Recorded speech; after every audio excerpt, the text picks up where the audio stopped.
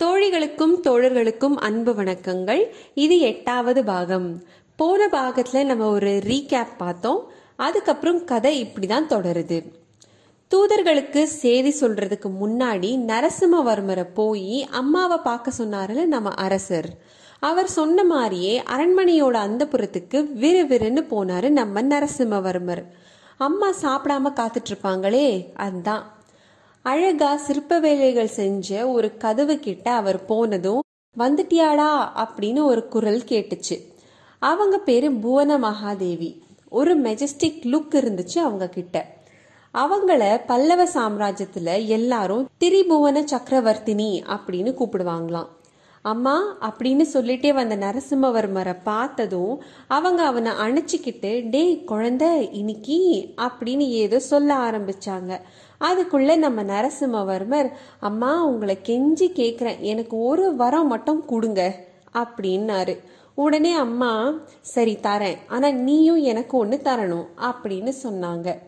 அம்மாக்கு பையன் வரம் தர்றதா, அதெல்லாம் முடியாது அப்படின்னு சொல்லிட்டு அவர் போட்டிருந்த நகையெல்லாம் கழட்டிட்டு கை காலு எல்லாத்தையும் கழுவிட்டு வந்தாரு. அந்த புறத்துக்குள்ளேயே ஒரு பூஜை அறை இருக்கு. அதுக்குள்ள 2 பேரும் வந்தாங்க. அந்த அறைக்கு நடுவுல நடராஜர் சிலை இருந்துச்சு. பின்னாடி இருந்த செவுத்துல சிவனோட பல ரூபங்கள், அப்புறம் பாலகோபாலனோட லீலைகள் எல்லாத்தையும் அழகா சித்திரமா வரைஞ்சிருந்தாங்க. பூஜை எல்லாம் முன்னாடியே முடிஞ்சதால இப்போதைக்கு நடராஜர் சிலையை மட்டும் கும்பிட்டுட்டு 2 பேரும் வந்துடுறாங்க. சாப்பிட்றதுக்கு தனி மண்டபம் இருந்தது. அங்க வந்து சாப்பிட உட்கார்றாங்க. ஏண்டா குழந்தை, ஏதோ முக்கியமான செய்தி வந்திருக்காமே, கோட்டை வாசல் எல்லாம் கூட சீக்கிரமா மூடிட்டாங்க போல. எனக்கு மட்டும் எதுவுமே தெரியல, நீயாச்சும் சொல்லக்கூடாதா? பொண்ணுங்கெல்லாம் மட்டும் எதுவும் சொல்லக்கூடாதுன்னு நீ கூட நினைச்சிட்டியா என்ன அப்படின்னு கேக்குறாங்க. உடனே பரிமாறிட்டு இருந்த ஆளுங்க இருக்கிறதால அப்புறம் சொல்றேங்கிற மாதிரி அவரு ஒரு சிக்னல் காமிச்சிட்டு, அம்மா சாப்பிட்டதும் மேல் மாடத்துக்கு போய் விவரமா சொல்றேன், ஆனா ஒண்ணு மட்டும் இப்பவே கேட்டுடுறேம்மா, இனி நான் வந்தப்புறம் தான் நைட் சாப்பிடுவேன் அப்படிங்கிற உங்க பழக்கத்தை நீங்க தயவு செஞ்சு மாத்திக்கணும் அப்படின்னு சொல்லி முடிச்சாரு. அதுக்கு அம்மாவோட பதில் வெறும் புன்னகை தான். இந்த இடத்துல காஞ்சி அரண்மனையில சாப்பிடுற வழக்கத்தை பத்தி ஒரு சின்ன தகவலை பார்த்துருவோம். காஞ்சி அரண்மனையில பகல் சாப்பாடு நிறைய ரிச்சுவல்ஸோட ஆடம்பரமா இருக்கும். பெரிய பெரிய அதிகாரிங்க, ஃபாரினர்ஸ், சிவனடியாருங்க, வைஷ்ணவ பெரியாருங்க, ஃபேமஸான தமிழ் கலைஞர்கள், வடமொழி பண்டிதருங்கன்னு எல்லாரையும் இன்வைட் பண்ணி ரொம்ப கிராண்டா ஒரு விருந்து நடக்குமா. அப்படி இருக்கிறதால ஃபேமிலிக்குள்ள இருக்கிறவங்க ஒருத்தரோட ஒருத்தர் சரியா பேசிக்க முடியாது. அதனாலதான் அரசர் குடும்பத்தை சேர்ந்தவங்க நைட்ல ஒன்னா சாப்பிடுறத வழக்கமா வச்சிருந்தாங்க, ஃபேமிலி டைம்காக. இப்படிதான் புவன மகாதேவியோட இந்த பழக்கமும் ஆரம்பிச்சிச்சு. சாப்பிட்ட பிறகு அப்பா அம்மா பையன்னு 3 பேரும் நிலா மாடத்துல போய் கொஞ்ச நேரம் பேசுறத வழக்கமா வச்சிருந்தாங்க. இன்னைக்கும் 2 பேரும் சாப்பிட்டு அங்கதான் போய் உட்கார்ந்தாங்க. பளிங்கு கல்லால செய்யப்பட்டிருந்த அந்த பெஞ்சு ரொம்ப அழகா இருந்துச்சு பாக்குறதுக்கு. நிலா வெளிச்சத்துல ஊரே அழகாவும் அமைதியாவும் இருந்துச்சு. நரசிம்மவர்மரோட கண்ணு அப்போ கீழ்கோட்டை வாசலுக்கு போச்சு. இப்போ அந்த கோட்டை வாசலை தாண்டி ஒரு சிவிகை போயிருக்கணும். அதுல ஆயனரும் அவரோட மகளும் போயிட்டு இருந்திருக்கணும். இன்னைக்குதான் அவங்களுக்கு எவ்வளவு பெரிய ஆபத்து வந்துச்சு.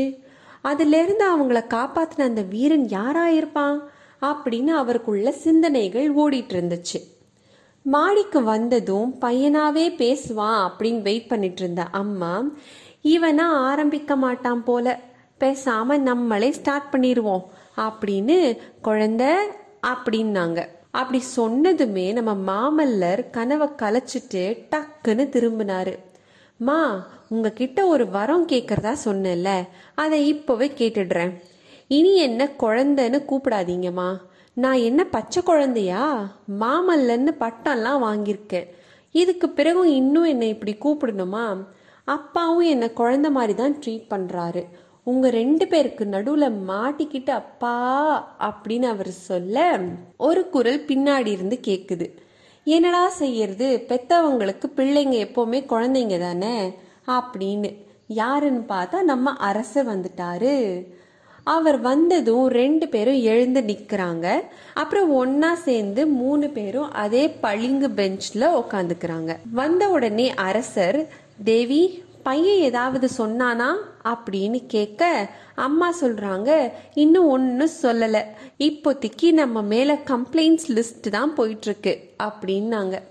நரசிம்மவர்மர் உடனே, குறை சொல்லாம என்ன சொல்றது பா, நம்ம ராஜ்யத்துல அந்நியர்கள் பூந்துட்டாங்க அப்படின்னு தெரிஞ்ச அப்புறமும் ஏன் சும்மா இருக்கணும்? நம்ம சேனாதிபதி கலிப்பகையார் படை திரட்டுறதுக்குள்ள நம்ம கலியுகமே முடிஞ்சிரும்.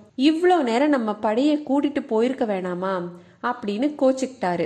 என்னது, யார் புகுந்தா அப்படின்னு அம்மா பதட்டத்தோட கேட்க, அப்பா சொல்றாரு, ஆமா, ஏனோ தானோன்னு நுழையல, நல்லா பிளான் பண்ணி ஸ்கெட்ச் போட்டு பெரிய படையோட தான் நுழைஞ்சிருக்காங்க அப்படின்னு சொன்னாரு அரசர். பா, மந்திராலோசனையிலேயே என்ன வாய் மூடிட்டு இருக்க சொல்லிட்டீங்க, அப்பவே எனக்கு ரத்தம் எல்லாம் பயங்கரமா கொதிச்சுச்சுப்பா அப்படின்னாரு நம்ம நரசிம்மவர்மர். அதுக்கு பதில் எதுவும் சொல்லாம அரசர் புவன மகாதேவிய பார்த்து, தேவி, நரசிம்மன் இன்னும் குழந்தையாவே தான் இருக்கான், வந்திருக்கிறது எவ்வளோ பெரிய ஆபத்துன்னு அவனுக்கு இன்னும் புரியல. 2 பேரும் கேளுங்க. வாதாபி மன்னன் புலிகேசி பெரிய படைய கூட்டிட்டு துங்கபத்ரா ரிவரை தாண்டி நம்ம எல்லைக்குள்ள வந்துட்டான். அவனோட படையில லட்சக்கணக்கான வீரர்கள், ஆயிரக்கணக்கில் யானைகள், பெரிய காளைகளை பூட்டின 100கணக்கான வண்டிகள் எல்லாமே இருக்கான். ரொம்ப நாளா ரகசியமா இந்த வார்க்கு அவன் பிளான் பண்ணிட்டு இருந்ததா தெரியுது. நம்ம ஒற்றர்கள் எப்படியோ ஏமாந்து போயிட்டு இருக்காங்க. நம்ம ஊரோட பார்டர் போர்சஸ் எல்லாமே அவனோட படைக்கு முன்னாடி பின்வாங்கிருச்சான்.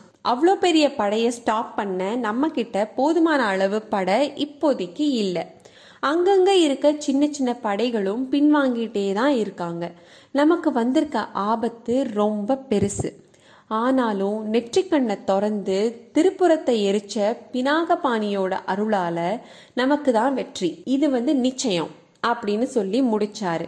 இந்த இடத்துல ஒரு சின்ன புராண கதையை பார்த்துருவோம். புராணங்கள் பெருசா உண்மையா இருக்கும் அப்படிங்கிற நம்பிக்கை எனக்கு இல்லைனா கூட கதையா கேட்கறதுக்கு இன்ட்ரெஸ்டிங்காவே தான் இருக்கு. மேல ஒரு இடத்துல நெற்றிக்கண்ணை திறந்து பினாகபாணி அப்படின்னு சொன்னோம்ல, அது யாரா இருக்குன்னு கெஸ் பண்ண முடியுதா உங்களால? நெற்றிக்கண்ணாலே நம்ம சிவனை தானே சொல்லுவோம்.